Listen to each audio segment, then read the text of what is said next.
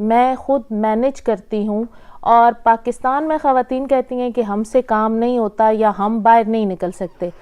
تو وہ گھر میں بیٹھ کے کپڑے سلائی کر سکتی ہیں، کپڑے بیچ سکتی ہیں، اور کیا بچوں کو ٹیوشن پڑھا سکتی ہیں، یہ جو سپارہ پڑھاتے ہیں جیسے کیا کہتے ہیں، قرآن شریف پڑھانا، ناظرہ پڑھانا، کیونکہ میری اپنی بہن حافظ قرآن رہی ہے تو وہ ہم خود ہی گھر میں پڑھاتے تھے۔ اگر ایک عورت چاہے تو وہ سب کچھ کر سکتی ہے۔ جیسے قاضی صاحب نے کہا کہ میں آئی اور ان کے بزنس میں میرے آنے کے بعد 70% ان کے بزنس کے لیے ہانڈی ریسٹوران میں اس نے اپ کیا، اور وہ اضافہ ہوا 70%۔ اس میں یہ تھا کہ میں قاضی صاحب کے شانہ بشانہ چلتی رہی، ہر بات ان سے سیکھی، اور میں نے کہا اب میں یہ کر کے دکھاتی ہوں۔ اس میں بہتری آئی، اور ویسے بھی کہتے ہیں کہ عورت جب آ جائے تو چیزوں کو، گھر کو، فیملیز کو 4 چاند لگ جاتے ہیں۔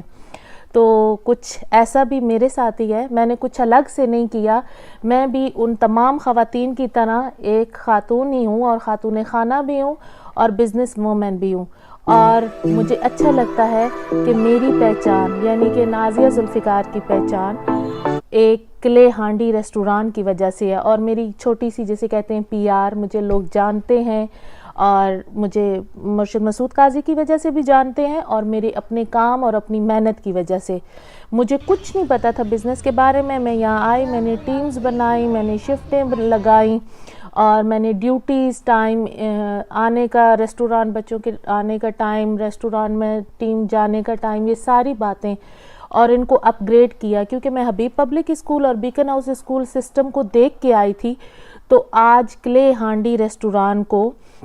ایک جانا پہچانا اور الحمدللہ ایک کامیاب ریسٹوران مانا جاتا ہے۔ اسی لیے خاتون خانہ جو ہیں، جو خواتین ہیں، وہ بڑے آرام سے، بس ہمت چاہیے، سیکھنے کے لیے اسکل چاہیے،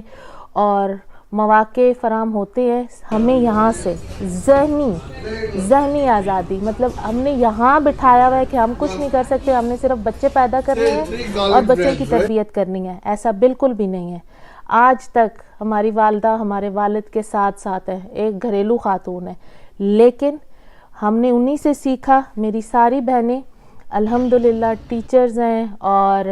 ابھی چھوٹی IT ڈپارٹمنٹ میں گئی ہے۔ ہم سب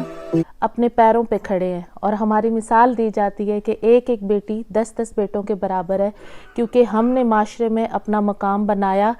سیکھنے سے۔ جس کے اندر سیکھنے کی عادت ہے نا، اور کوئی کام بڑا یا چھوٹا نہیں ہوتا،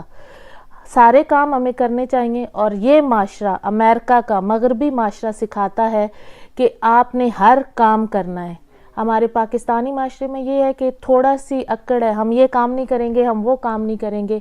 میں موپ لگانے تک، جو بروم کرنے تک، جھاڑو لگانے تک سارے کام کرتی ہوں، اور یہ اسی معاشرے میں آ کے میں نے کیے، میں نے سیکھے، اور یہ سفر ابھی جاری ہے، اور یہی کامیابی کی طرف لے کے جاتا ہے۔ آپ سے ایک سوال کرنا چاہوں گا، میں نے عموماً دیکھا ہے کہ آپ پاکستان کی